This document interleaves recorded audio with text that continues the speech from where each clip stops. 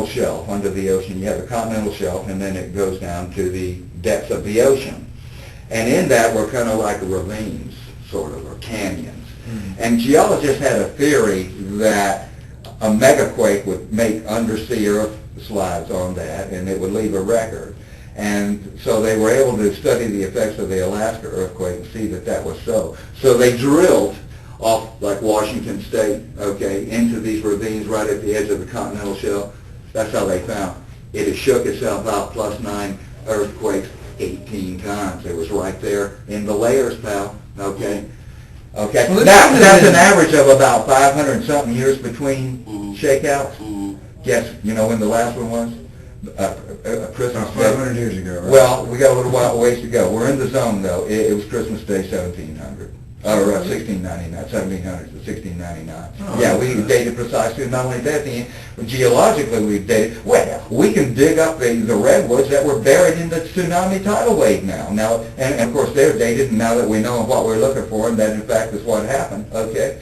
Hey, I don't know, tell you about Rainier. Hey, you got to go see Mount St. Helens. That's the most awesome sight you have ever seen, okay? They say it was equivalent to 400 atom bombs. You'll believe it when you see that. I've hiked up right into the blast zone, actually, to where the road ends, and right up there where the blast came right out, where you see how close to the earthquake, or to when the volcano blew, were you up there? Oh, that was in 95, so the trees had almost grown back by then. No. They hadn't? No. 95? 15 years after. No. Holy it still looked like the moon. You were still now, you were just still now then seeing a few sprigs. Those places are deserts, man, to begin with. All of out west, unless you're on the east side of the Olympic Mountains, which is only a coastal strip about 100 miles. That's real green and rainy. The rest of Washington and Oregon are deserts. They are. Yeah, they grow a lot of stuff because they're irrigated heavily. And all of those states are just basically volcano deserts. If you go and drive through western Colorado, Utah, Idaho, Oregon, and Washington State, except for that coastal strip, you'll see that all of that, you'll come to realize that this place is all volcanic. Everything there is volcanic. All the rocks are volcanic. There's no dirt out there. It's just kind of volcanic ash. You throw your duffel bag down, it goes poof, really fucks up your back.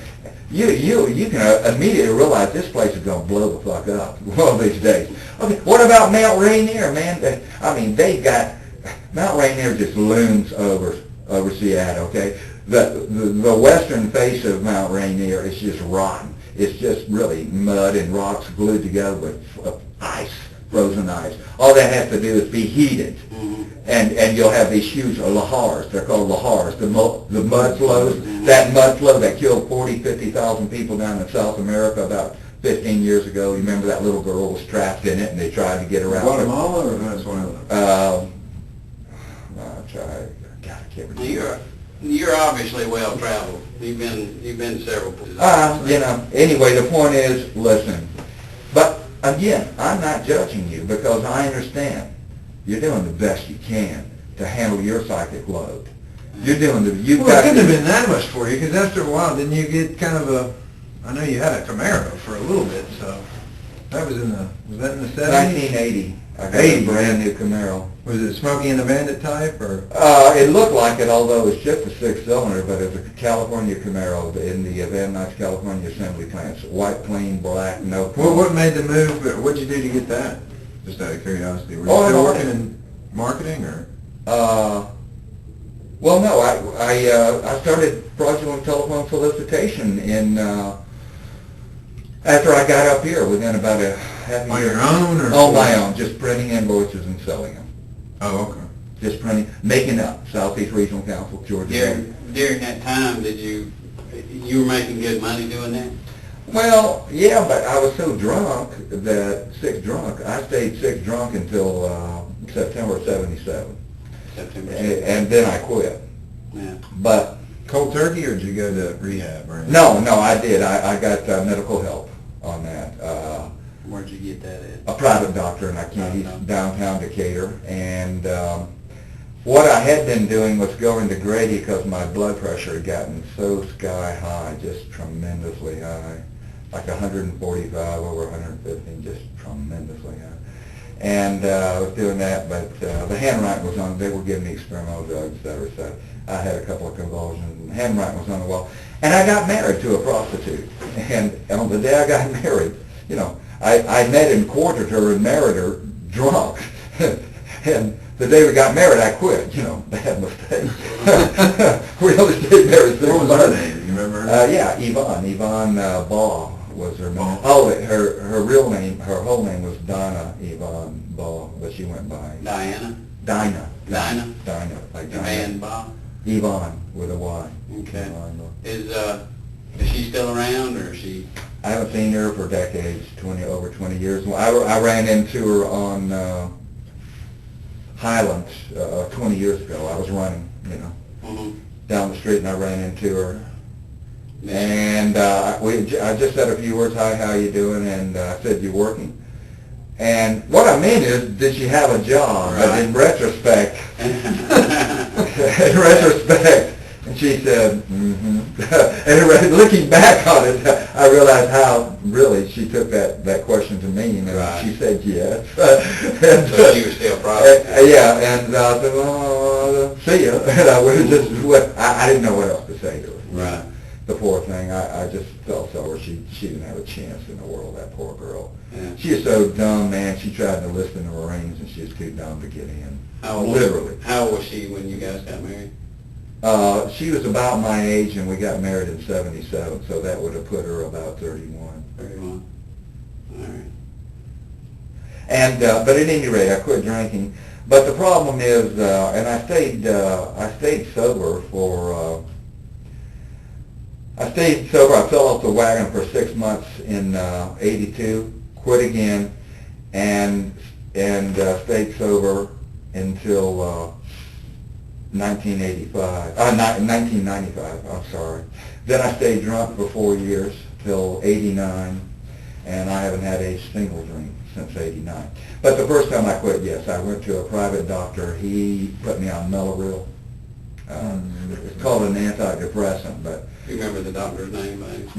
Gold something, but don't they all have Goldstein, Gold Right. Bar, Gold, whatever. You married again in '79, didn't you? Yeah, and in '79 again I was married for 6 months. So you were only married to Dinah for how long? 6 months. We were divorced in about March, April of '78.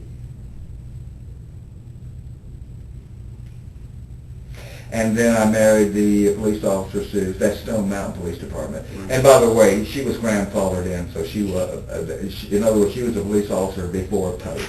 Right. Oh, okay. Right. Okay, so she was not a post-certified officer, although the department, well, then the law had been passed. Right. Everyone had to be post to be a blue light police officer. Right.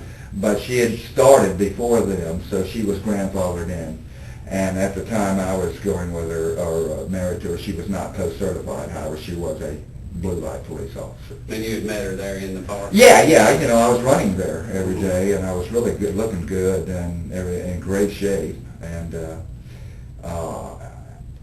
after we were divorced in late '79, I started taking pills again. And the rationale was, hey, I'm not drinking, but I'll just take every pill I can get. Mm-hmm. And that was in the waning days of the Quaalude craze. Right. As a matter of fact, you can even still get real raw Quaaludes.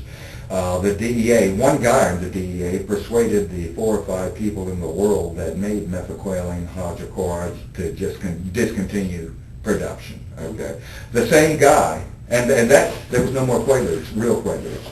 And then they were all counterfeit, made typically of diazepam, which is Valium. Right. And they were great. They were great. I estimate some of those counterfeit Quaaludes made of diazepam probably at perhaps even up to 500 milligrams of diazepam in it. And as you know, it comes in 5, 10, 15, 20 milligram caps, and I estimate some of those had up to 5. I mean, they were instant white lightning. I mean, you take a whole one and if you were an experienced down freak, you'd stay on your feet and would go, do all kinds of things, but you wouldn't remember a damn thing of it later. I mean, these were wild. I've woken up after a night of doing those things, walked out to my Camaro, seen that I had my spare on it, looked into the trunk and seen my original tire was totally shredded, totally to pieces, and then in a couple of hours have a guy from the I lived in Stone Mountain, have a guy from Noonday Baptist Church at Highway 5 and 92 at Woodstock call me and tell me he found my wallet in the church parking lot. Okay, I had no business up in Woodstock, number one.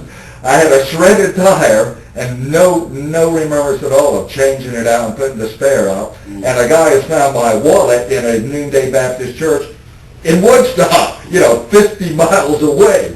And you can only think of God only knows what happened that night and how many people I ran over or what, that tire was shredded so much it was like, God, hit a curve at 100 miles an hour. And it was wild. It was wild. Yeah, those were wicked, totally wicked. And So you started doing this while you were married to Sue? No, I wouldn't take a pill or nothing while I was married. I was in my rebirth. When you start running, you see I had a lot of strength or foreknowledge as far as being able to run long distances because I had learned in the Army in a class of 600 guys, okay, now.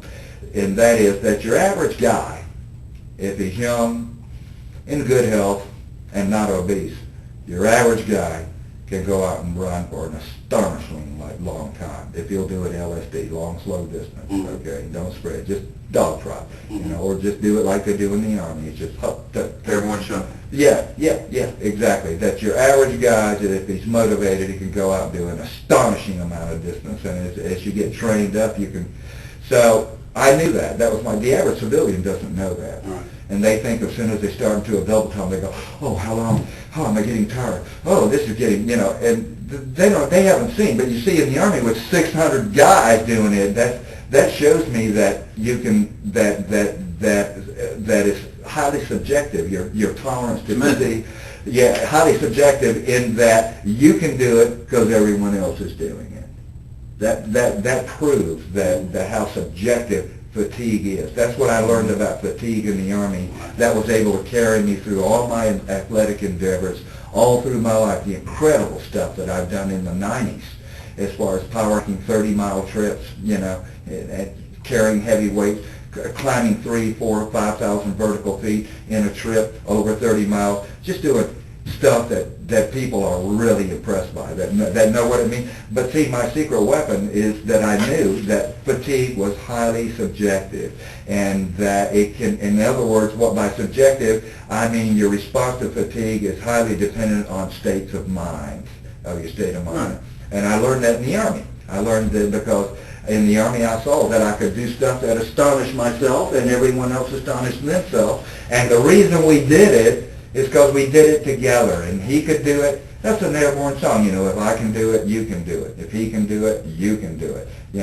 and, up the hill, around, that kind of thing. So I learned that in the Army. So I was able to start running in 1978, and I met my wife through the running. I was out running at Stone Mountain. Yeah, she would drive by and never would wear a shirt, even in wintertime. Had the hairy chest and, cut. I was lifting weights every other day and running 10 miles or more every other day. Yeah, she'd drive by in her police car. She'd put the intercom on, the loudspeaker, or not the intercom, the loudspeaker, Or they say, all right, everybody, disperse, this show's over. And she'd put that loudspeaker on, off the top, and she'd go, like that. And she'd drive by. Oh, yeah, she just scarfed me right up. Yeah. She scarfed. I was her fourth husband, man. She knew how to do it. Yeah. She scarfed me right up because she got the feel for me. She found out I had VA benefits, and she wanted a home, of course, more than anything. What do all women want? They want their home and things, and they want their kids. Okay, that's what they want. And so she was just dying for a house, and when she found out I had, she had kids, 2, 6 and 8. And when she found out that I had $115,000 at the time VA loan guarantee, which would be equivalent of $300,000 now. This is in '78. It's 2 or 3 times the money was. And so that was enough, And so, yeah, she got me married and went out and found the house. Got a good deal on it, too. Bought a house across from a school in Decatur, Hollywood Drive. Bought that house. It had been sitting empty. I happen to know the guy that owned it because he lived in the same apartment complex I lived in before I married her. And bought that house for $35,000 then.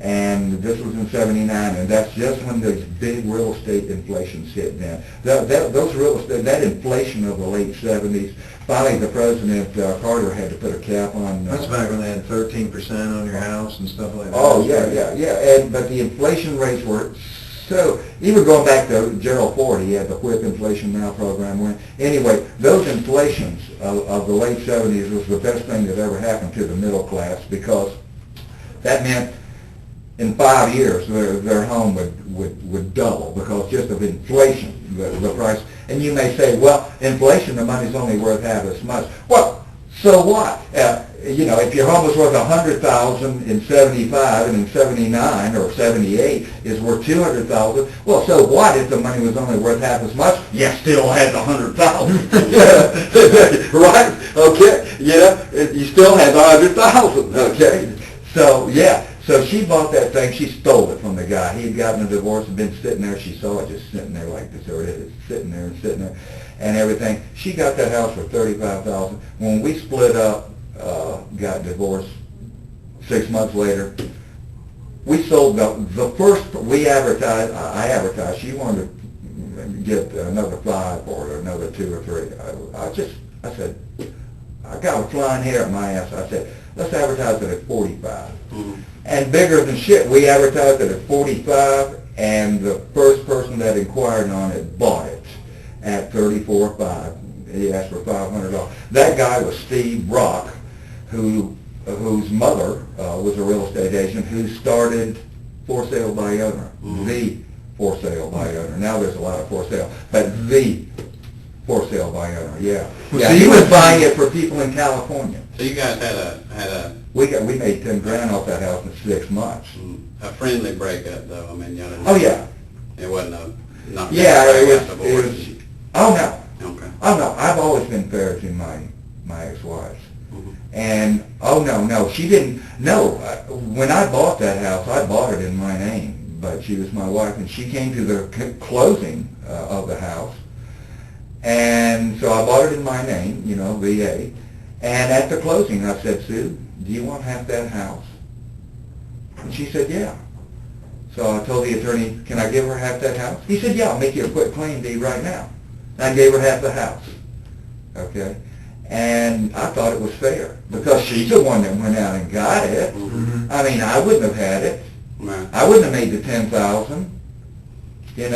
So when we sold the house, I was willingly gave her half of the proceeds. But you were in an apartment before that, kind of on your own? Yeah, just apartments.